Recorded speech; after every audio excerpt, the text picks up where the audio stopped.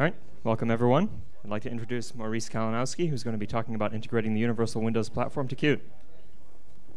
Thank you very much, Jake. Before I'm actually about to start, I'd like to do some questionnaire. Has there anyone been last year at the Qt World Summit and seen my presentation back then? So who did? And please raise your hand then. OK, I get fresh statistics. That's good. Next question is, whom of you is targeting Windows with Qt? OK. And whom of you is using Qt for WinRT? That's almost the same like last year. So we still need to do some evangelization. But good to know. OK, so I want to talk a bit about with Qt for WinRT / Universal Windows Platform, what we have been doing since the last year, maybe a bigger, broader aspect as well, in case you, well, as many of you are new to that topic. Afterwards, going into like where we want to move, what we want to integrate, which features we're about to add. And then afterwards, we're going to get more and more deep down into the technical items. So we start high level and then get more and more down. So when we're talking about WinRT or Universal Windows Platform, this is the amount of platforms which we support with just that Qt version. Windows 8.1, which is the desktop store applications, Windows Phone 8.1, the various variants of Windows 10, being that desktop, mobile, IoT Core, IoT Pro, and then also the new devices like the Microsoft HoloLens, which has been mentioned before, but also then on the gaming side, the Xbox. So with Qt for WinRT, you're actually targeting quite a lot of features, quite a lot of platforms, I'm sorry. When it comes to Visual Studio versions and what supports what, that's basically the barrier you can see. So for anything which is targeting 8.1, which is here like Windows Phone 8.1 and Windows 8.1, that has been using the Visual Studio 2013 compiler and Visual Studio 2013 environment. For all the other items you see here, those are being made available in Visual Studio 2015. The interesting thing is that you are capable of targeting the 8.1 platforms as well from inside Visual Studio 2015. But the thing is, what it does in the background is that it actually uses the old compiler. So that's been shadowed in between here, and that might be important for you in case you need new C++11 features or anything like that, which has been added or fixed in Visual Studio 2015. If you are targeting 8.1 still, you need to check, or you need to have workarounds for the older compiler. OK, when you're using one Qt on the other side, how does that relate to mkspecs, et cetera, et cetera? For the 8.1 targets, we needed to take care, or we needed to split between two different mkspecs. WinRT, x86, x64, ARM, MSVC 2013 for all the WinRT-related variants, and then Windows Phone for the regular, well, mobile phone platforms. WinRT ARM 2013 was then for things like the very first Surface tablets, which were still using an ARM processor and were running Windows RT as an operating system, which now has been deprecated by Microsoft. It's a bit easier to see, like with 2015, that you can now, that we have here a one-to-one match. So that makes it a bit more easier. So talking about platforms, is that clear for anyone? OK, good.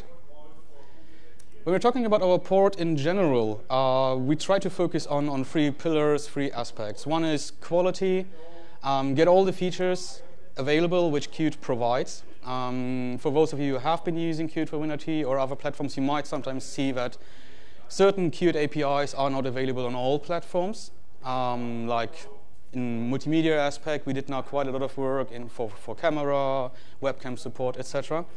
So that's a big goal for us. And then later on, once those two items are ready, we're taking care of native integration. Usually a platform has things on top where we don't have a unifying layer, but still might want to provide an easiness API to do things on top. One idea I could think of is on desktop Windows, when you have the status, when you have the taskbar with all the application icons, you have those taskbar inside there when you want to show a progress. We don't have a regular Qt API for that, because that's a Windows-specific thing. But we do provide a Qt API in the WinExtras repository. So that's the thing we want to take care of WinRT also, and in the later versions, getting those native features also available in the Qt API, so you can use that without then hooking already into the native stuff, which I'm going to be talking about later. On the quality side, that's one thing I want to highlight. As you might know, Qt 5.6 has been an LTS release, meaning it will have a very long support range for many, many years. And some people were concerned, like, well, maybe that's just a statement we give with no content. I want to showcase that from all the changes we did since the 5.6 release until now, the upcoming 5.8 release, of the bug fixes, we were able to get around or a bit more than 80% into 5.6. Then those changes get merged towards 5.7 and then towards 5.8. So if long-term support is a critical item for you, you are still in pretty good shape of using Qt 5.6 for the longer term, and then move on to the next long-term release once that is done, which might be around 5.11 or 5.12 then again. I'm sorry? Well, we have around. I mean, we're targeting around. Sorry, the question was like 5.11. The idea is that you have like a 5 years to 3 to 5 years time frame for the LTS compared to the shorter range for the non-LTS releases. So once an LTS release is out, the old one will then be replaced. On the feature parity side, just highlighting a couple of items we have been working on.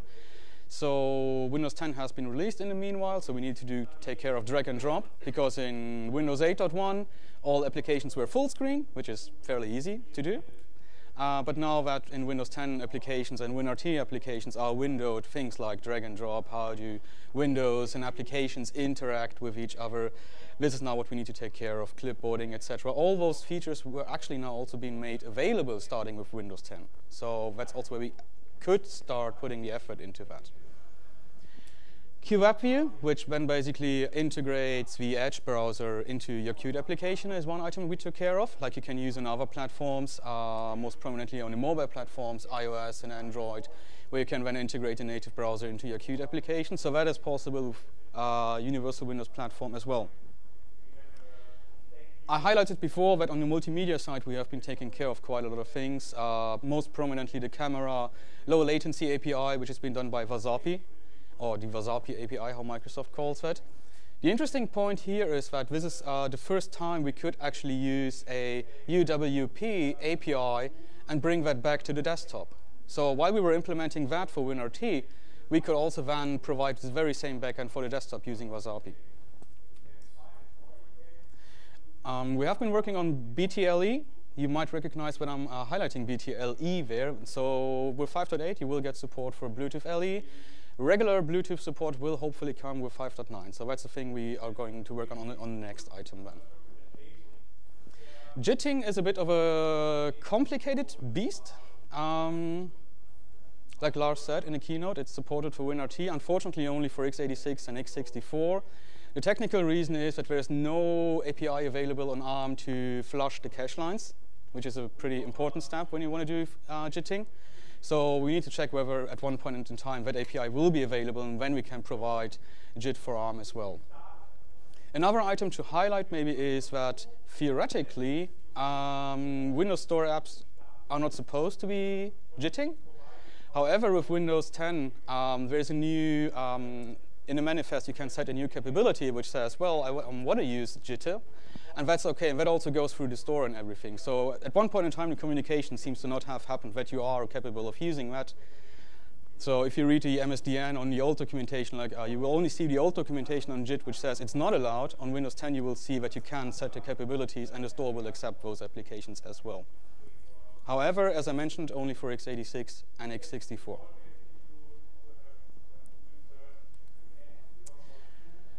Native integration-wise, we have been doing quite some work for activation targets. I'm actually going to show that then in the hands-on later on as well, which is about a Windows Store app compared to a desktop app has multiple ways to get launched. So the easiest case is you click the icon, the app goes up, done. But there are also additional ways, like you have URL handlers, you want to have it notified via a certain protocol, file handling, so register for that, etc. So we made that available with 5.7, I think, already, and with 5.8 certainly we have supported all the cases. Another case might actually be worth mentioning, the share target, where you can share content of one application to the other. And that opens when in Windows 10 it opens up that on the side, that share window, where you can then integrate the user interface as well into that. That was not possible before 5.8, so we needed to do some tweaks to get actually Qt into there as well. But that is possible now. QtWS16 extras, I already mentioned that a bit, but that's more like also we want to open up the dialogue with you. What is the features you want to have from the platform? And I will go into some examples in the technical part. If those are already interesting, that's the easy one, because I could just put that to the repo. But if there's additional things, please come back to us and talk to us what you need. Yeah, so for 5.8, I was already mentioning quite a lot of items. BTLE, speech has been mentioned by Lars in the keynote. Laszlo has been working on the D3D12 backend, which allows us now to use direct D3D12 directly in QML. So we don't need to use Angle anymore to basically convert all the OpenGLES commands into something else, etc. So that whole conversion can be skipped, which gives a significant performance boost. However, you need to have a target device which supports that from a driver perspective. So that is catching up, especially on a desktop. That is usually pretty okay. Mobile-wise, and especially on the embedded side, you will most probably not be able to use that backend yet. But that is not on our side. That's more like if the sooner the platform provides those, you can then just use that backend. And even those listed there first, I haven't been mentioning Qt purchasing yet. So you're also able to use the purchasing API. If you have like durable or consumable items in your application, you can use that then with the Windows Store together, just like you use it for Android and iOS, etc. And the macOS Store we also have support for.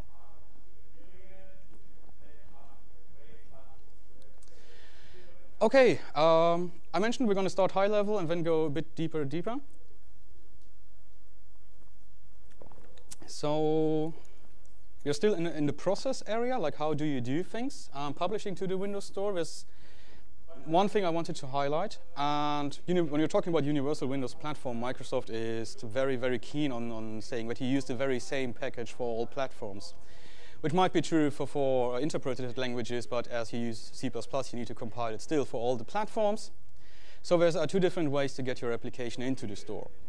You can create an appx package, which basically is the sandbox you put to the users for each platform, meaning you can create an x86, x64, and an ARM package and push each one of those individually to the store to your same application. But you can then, the advantage is you can update each one of those separately.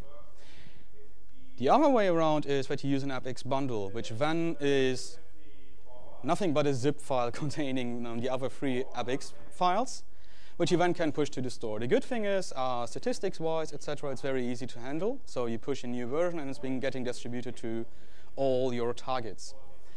The problem is that as soon as you do that, and let's say you have a package for the desktop and mobile, and you use an appx bundle, you recognize there's a bug in only the mobile version. You cannot only push a new mobile appx.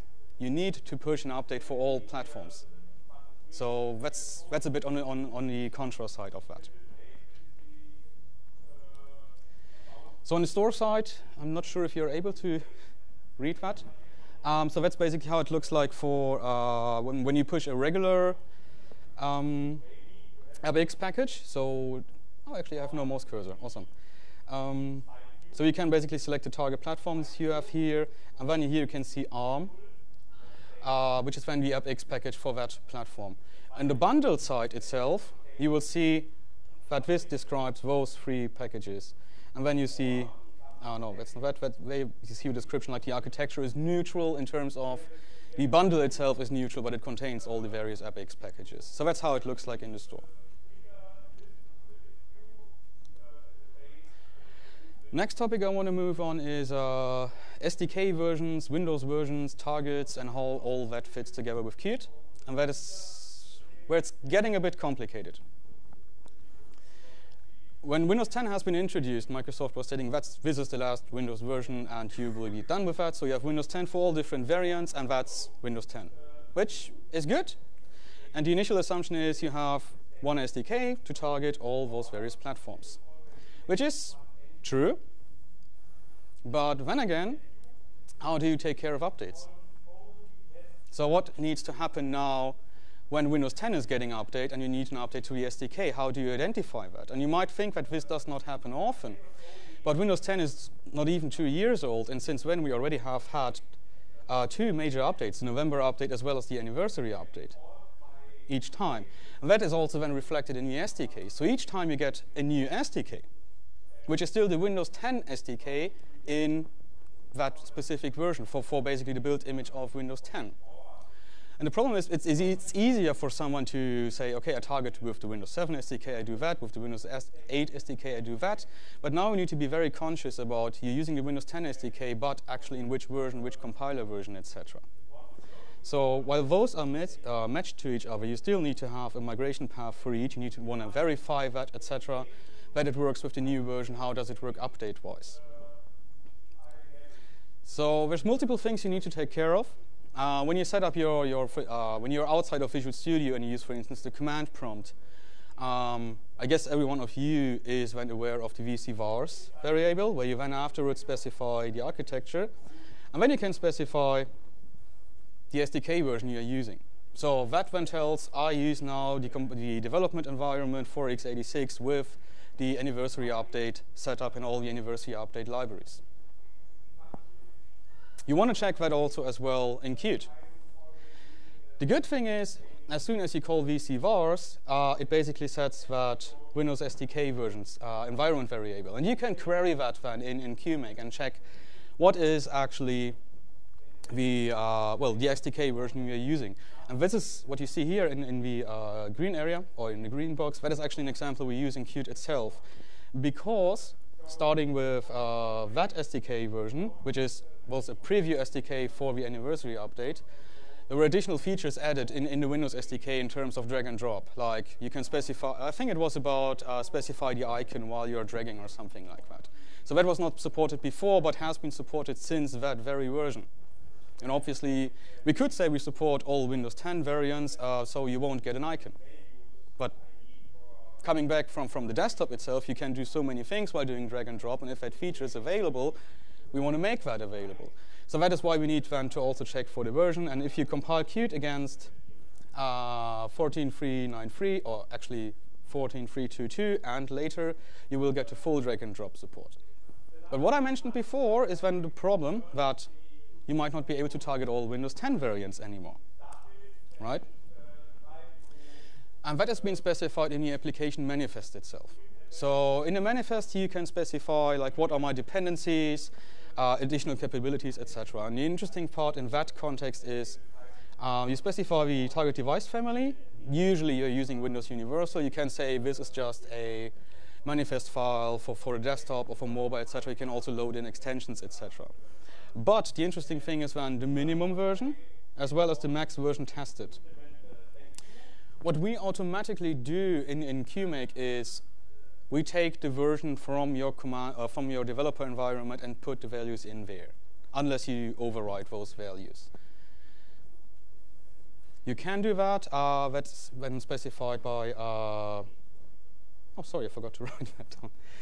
There's a variable you can use for WinRT manifest in the .pro file, where you can specify if you create a manifest, use those versions.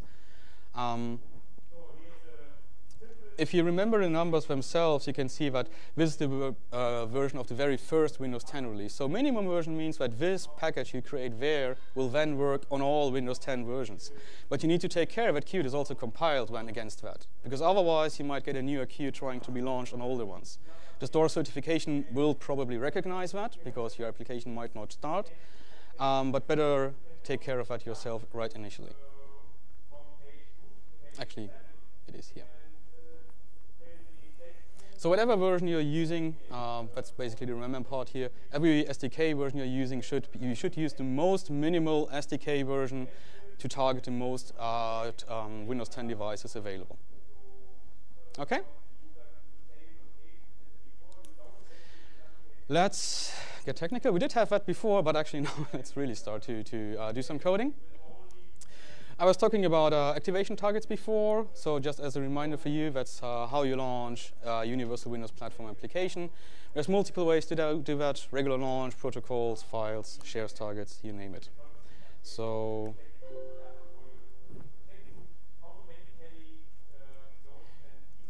yeah, you should see. Is that big enough? Is that okay for you? Okay, good. Where shall we start? Let's start with the main with the main function. So that's like how you start up a regular Qt application, right? You get into main, you create your application object, and Qt application has the member install event filter, where you can basically say, if I get a system event, I want to grab that before actually Qt handles that. And this is how we enable that, because before actually on UWP, before you enter main, we need to do quite a lot of stuff. We take care of how you're getting launched, etc. And at one point, once we collected all information, did initial setups, etc., then we go into, well, app developer space by invoking main, right? And you can then, what we do then afterwards is send basically that activation event through, and you can then hook into that and check whether you're there. Then afterwards, that's basically more like a setter. Let's have a look at the activation filter itself. So it's a Q object which has a member called event filter, which actually gets all the events, and that is something we need to take a look at later. We added a couple of signals, like how did the app get started? Is there a special way it has been getting started? Some text, and then also some private members. Finish share activation, I might get into that later, how what that actually does. Okay, so let's have a look at well, as you see, you need to include quite a lot of stuff, use quite a lot of namespaces. The event filter itself. I mentioned that event filter hooks into the native event loop and basically is a gate before any event enters Qt. So the very first thing you should do in that is take care that this is actually the event you are interested in, right? Because that is the easiest and fastest way to get out and let Qt handle everything. So we are only interested in that when event. Oops, sorry. Just as you wanted to make a photo, right? You need to take care that this is a when event act. Take care of that and then move on. As you know, basically you get a Q event. You need to cast that towards a Q activation event. That Q activation event then has a member which gets you an I inspectable. I'm not going to go too much into details what I unknown, I inspectable, and how the whole hierarchy is there. But basically, you need to do quite a lot of casting. And then you get a member called activation kind, where you can then basically ask, how did I get actually started? And as you can see, when we do a couple of things like whether we were started via the share start or via a protocol, meaning in the browser, as a file which is being registered, etc. And there's additional values and additional means how you can start that. But for the purpose of this presentation, let's keep it like that. If you want to have a quick look how you handle, then basically, for instance, handle file. So you then basically get the file activated event args, which you pass out of the event, and that has an item called files, which gets you a list where you never need to iterate through, iterate over to get all the items and entries, etc. Do casts from H strings to Q strings.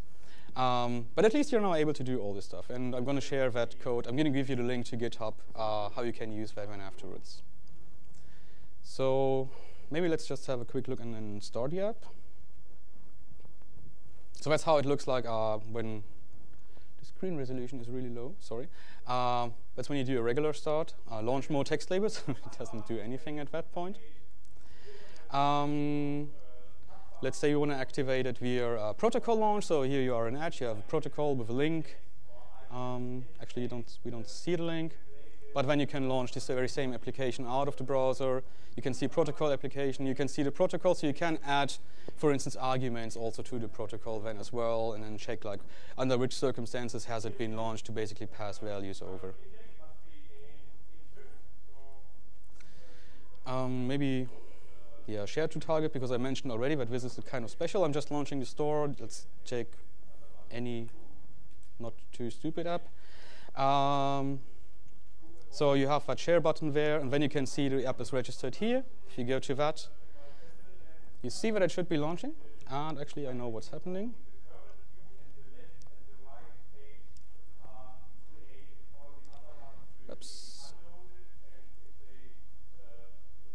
is it? Or is it gone now? There it is. So now you see share target. And then you can specify, like you maybe have been seeing, that was a finalize share operation, where you can then do specify whether that sharing worked or not. So in that, you can now specify success or error. Success means nothing happens. And if you do error, you will actually see a notification here saying, well, sharing has failed, and maybe you need to redo that, etc., etc. OK. Let's move on to the application itself. How are we doing timing-wise? Oh, we're pretty good.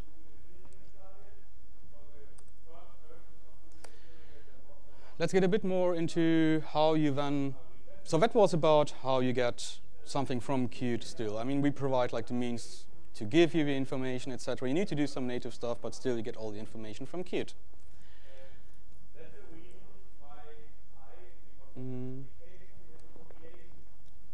Let's move into the use case where you want to use native functionality and hook that into your Qt application.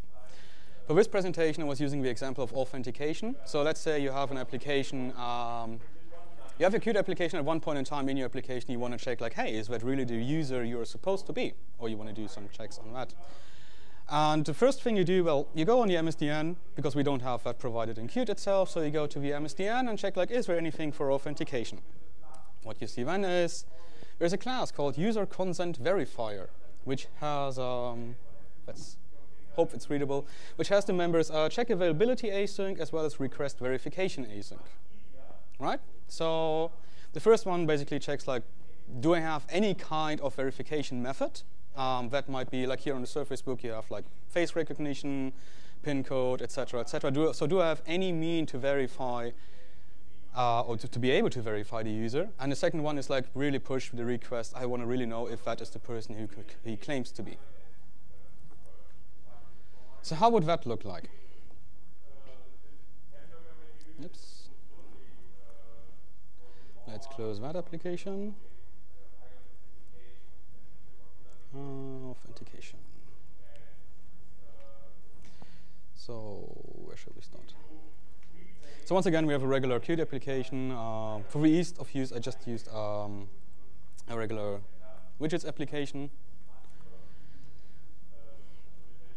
So that one has then the login manager, which I called login manager, and that one looks like this. So it's a Q object which has a various kind of states. The state can be idle, so it's doing nothing. Verifying means it is right now trying to verify who you are.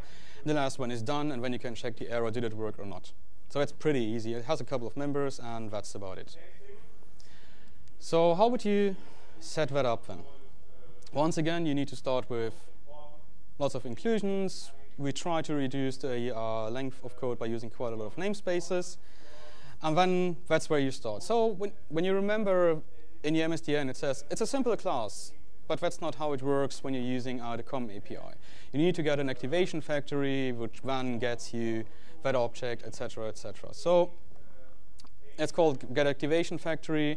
You have runtime class, Windows, security, credentials, UI, user consent verifier. User consent verifier was the class we were looking for. So if you look into the header itself, which you then use for that, so that's how the approach is. You go into the header, you check for the class name, you check for what's the class you need to get for your activation factory. OK, and then you get a statics object UI. Oops. Get a, I'm sorry. Oops. Where am I? Get that UI statics, which is a COM pointer towards our user consent verifier statics. That's statics. It's almost there. We wanted to have a user consent verifier, right? So we're close. What is a static? A static is, you can basically describe it as something like a factory. You get the actual objects then out of that static, so you can query for that, and move on. So we have that static now. We can move on. So is valid, as we mentioned before. We want to check, like, are we actually able to do some login or not? So we got the statics already in the constructor. We call check availability async, and that one gets passed a user consent verifier availability. That's I think it was an enum. Yes, it's an enum which has a couple of values, so you can search for that. Where is it? They have the very different enum values. So available, nothing present, not configured, etc., etc. So I was already emphasizing on the async part. So you call check availability async. Even, I mean, it's just a simple question to the OS like, hey, do you have verification processes, any means I could use? And the interesting thing is that everything for Universal Windows Platform is an async call, or everything is being handled asynchronously. That even goes down to file I/O. If you do file I/O and you say, I want to read 4 bytes, you don't just read 4 bytes, you start read async. And you get then basically something being done. Most likely it's being done synchronously, but still your OS can take care and say, no, you won't get it, you have to wait until I'm really finished. In Qt, we have the namespace QWinRT functions for that, which has an await, which basically gets that operation. So check availability async gets you a async operation with the release type of user consent verify availability, which is called available op. So async gets you an operation. Afterwards, you call await. And once that returns, so you can specify a timeout also for await, etc. And then once that's done, you can check like the H result here. So that one basically only checks like, did the function itself, or did the async call finish? And what's the return of that being done? It does not give you any information on the result of that operation you started. That's also something to take care of. In this case, it's pretty easy because we were just asking for an enum. But if you're asking for something more complex, a more complex operation, you have to be very careful that you're not only checking like, did it do something? And it says, yes, I did something, but you don't check for errors. So yeah. OK, in that case, when we usually see, OK, or on this device at least, it's going to be true, and that's about it. How does the actual login then happen? So let's say you have a button in your application you want to check, and then check the login. So first we set no error, and no error in terms of that there's no error so far, and we set the status itself to verify. What you do then afterwards is that you have the request again itself, and the request operation. So it's the very same idea. So you call your iStatics request verification async. You can specify that's basically a title for that, and then you get the operation, and then afterwards you wait for the operation, and then see what has happened in case that has failed, etc. You might recognize that there's one important item, and that is this is not called like from here to there. There is items in the native API where you need to take care in which thread or from which thread that async call is being called. Most prominently, many items need to be called from the XAML thread. The easiest way to remember that is as soon as you do something which invokes some UI on the system, you do that from the XAML thread. If you, there's other items where you need to do that, but that's the most prominent use case. So this is why we do that here, and what you can see is now, at that point in time, run on XAML thread basically waits, switches to the XAML thread, then invokes the verification async. Luckily, you don't need to wait in there. So afterwards, it returns after the async is going on. Then we check here, did we get actually an operation? So as I said, you need to check like the request verification async gives you just like, I could get it started here. This AR is actually not being checked. That's a bug, which we should. Oh, that's a bug in that case if you are using that code. Did we get an operation? Or in case we did not get an operation, or we could not wait for that operation because it might have been cancelled or whatever, we say we're done, but we got an error during that. And otherwise, we want to check for the verification result when itself. There's various options in there. We're only interested in verified, which means yes, it's okay. It's the person, and then we set like done. Oh no, if it didn't work, we say okay, done with an error, otherwise done with no error. To show you that that is actually working, it's once again a very simple interface. So you see the status and the error. So right now we do nothing. You say authenticate, and as such, identified me from here already. No, it tries to recognize me. So now it recognized me, and if you say OK, you will see done and no error. That's basically how you do that. Interestingly, I wanted to just a second. I'm pretty sure I was using another version, and not the one I wanted to use to give a couple of questions to you. Because there was one potential problem I wanted to highlight.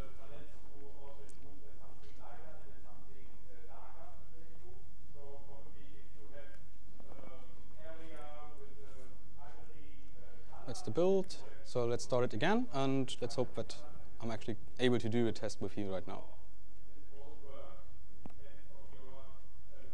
So here we have application again. We click authenticate. It's trying to authenticate. Does anyone see any error here? What might go wrong?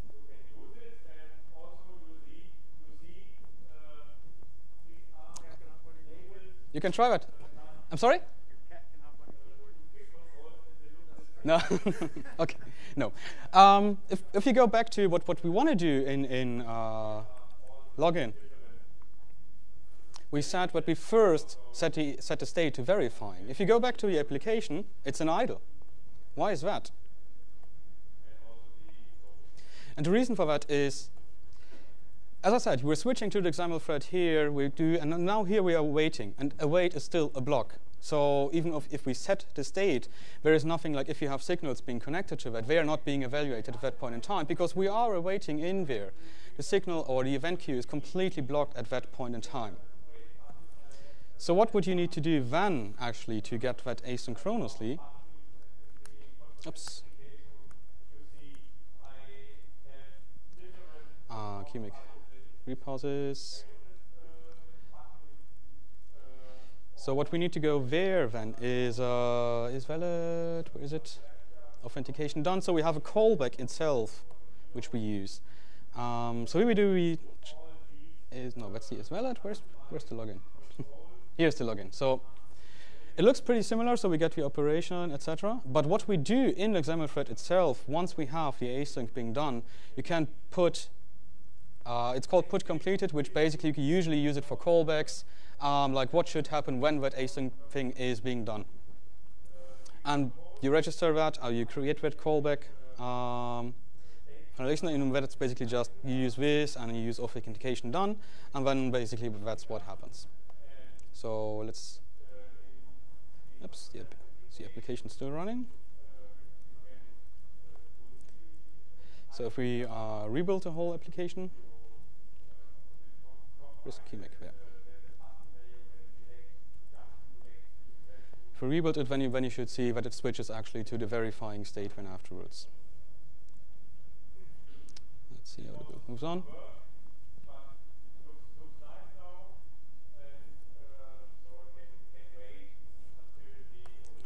So here we are again. We hit on the event, and then you can see it's stating verify here. So it's not very easy always to do. You need to take care of all the different threads on WinRT, who's taking care of what.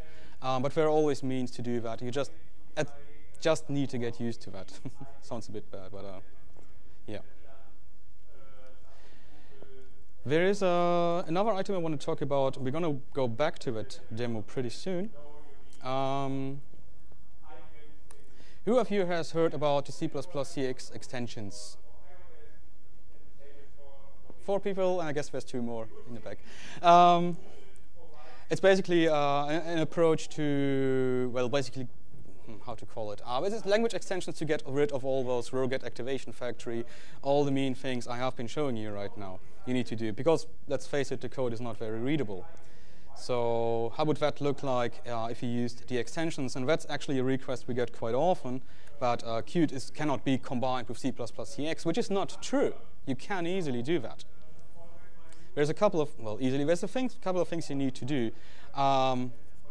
You need to set a couple of compile flags. You need to specify where actually to use, where to find a platform WinMD. That's a change which happened in Visual Studio 2015. In 2013, it always assumed I know where the platform WinMD is, and I always will pass that one. In 2015, you need to specify that on your own. which is usually the biggest hurdle because most people try to just enable the extensions with the ZW compile flag, and then they see like, okay, there's a weird error and I cannot move on. So that's the thing you need to take care of, that it actually finds the WinMD file for that. And if you then check how the login itself looks like, it's actually, it's not much space. So for checking if something is available, then it actually looks a bit more like you would have seen from the MSDN and have suspected to be, right? It's like user constant verifier has a static member called check availability async, which gets you an operation, and then you can just move on, or you can wait for that operation, and then you get results. That's fairly nice, but you might recognize that there's like that belongs to the extensions itself, and you might need to get used to a different usage pattern, etc. Also to showcase how would it work in the login itself.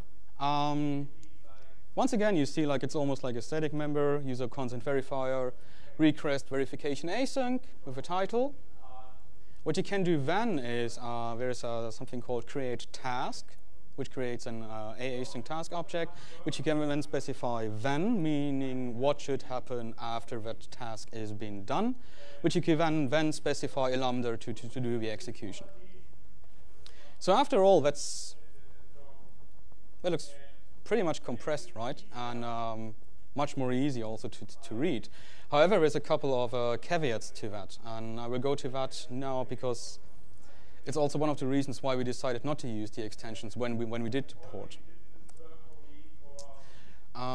There's a couple of more information. Is that? I guess I'm afraid that's not readable. So Kevin Keir and who was the second person? James McNellis did a presentation on the CPPCon this year about C++ CX, and they made that specific slide with all the various reasons why it is complicated or what the potential challenges are when you're using the extensions. Most prominently, that you are not capable of taking care of the memory management with all the items you get with, for instance, the operations, etc. You handle that over to the OS. And that might slow things down. And as you have seen, the code itself looks smaller, but it's doing quite a lot of stuff in the background.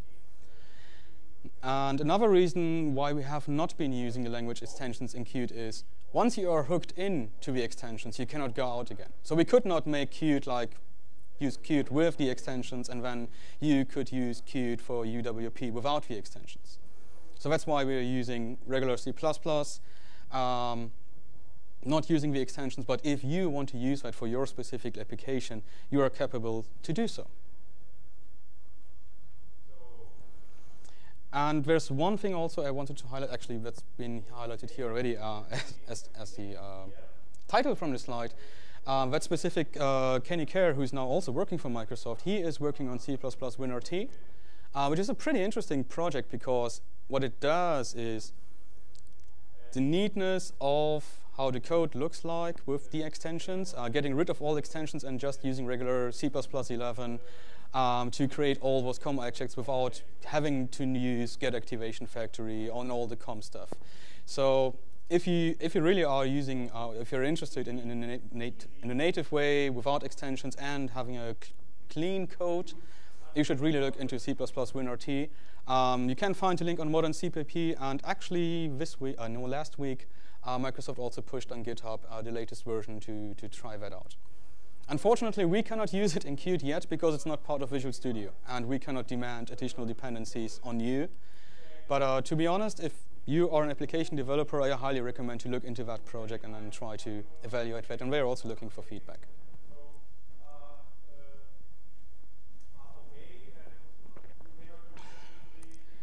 Timing-wise, I'm not sure how far we are.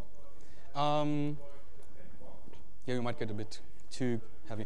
I wanted to talk a bit about lifetiles and I2C, how that works, but basically you got the whole understanding of all the principles. You can see the code in the repository, so I'll give the link later. So what you need to take care of is which thread are you running on, you get operations, how to handle those operations. That's basically the whole thing you have seen in terms of how you get native functionality integrated into Qt. So basically the other way around. one could also say what you have seen now is like what we do to do the port from day to day. So let me move on to the last topic, Qt WinRT extras. You've seen now a couple of means what we could do to provide additional features, and we are still considering to make a WinRT extras repository like we have for macOS, for iOS, for Android, for Windows, etc., to get native features which are unique to the platform and you want to use in Qt, easily accessible for you as developer. But to be honest, there's like, if you look at the platform, there's usually quite a lot of things which a platform provides, and we need to have the feedback like, what is important for you? As I said before, live tiles, I mean, live tiles is something I heard now twice, and actually got a request on Twitter like, hey, what's the live tile support? That's good, but let's try to give it also a bit more formalized, so please go to our bug tracker and then just open up a request where I want to use this and that feature from the native platform in WinRT, and if you do a WinRT extras, please consider adding that. So that's my biggest request towards you in terms of feature additions and then what we can do there.